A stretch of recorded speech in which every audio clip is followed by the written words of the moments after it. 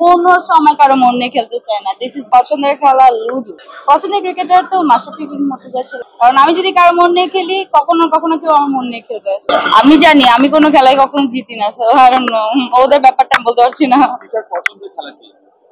আমার পছন্দের খেলা হচ্ছে ক্রিকেট ডেফিনেটলি, বা দেখতে পছন্দ করি ক্রিকেট 2020 ডেফিনেটলি, কারণ ওটা অল্প সময় শেষ হয়ে যায়।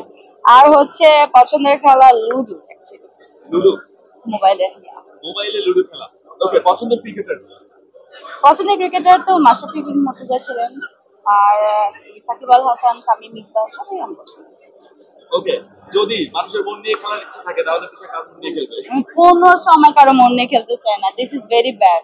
কারণ আমি যদি কারো মন নিয়ে খেলি কখনো কখনো কেউ আমার মন নিয়ে খেলবে, সো ওকে, কেমন পারফরমেন্স করবে তিশা ক্রিকেটের মাঠে?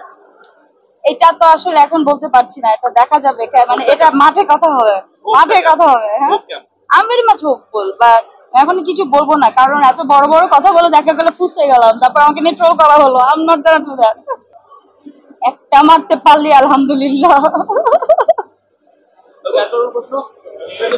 আচ্ছা, আপনি যেমনটি বললেন যে আপনার প্রিয় ক্রিকেটার মাশরাফি সাকিব আল হাসান, বাংলাদেশের অলরাউন্ডার সাকিব আল হাসান যে দীর্ঘদিন যাবত তার ব্যক্তি কারণে যে খেলতে পারছেন, আপনি আসলে একজন ক্রিকেট প্রেমী হিসেবে এতে ব্যথিত কিনা, বা তার উদ্দেশ্যে পরবর্তীতে কোনো বার্তা থাকবে কিনা আপনার?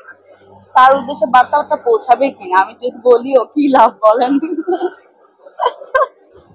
না, আমি জাস্ট বলতে চাই যে ডেফিনেটলি ইজ মানে আমাদের দেশের গর্ব, আমাদের দেশের গর্ব, এবং সাকিব আল হাসান টিমের জন্য খেলুক, এটা আসলে আমাদের বাংলাদেশ টিমের জন্য অনেক দরকার।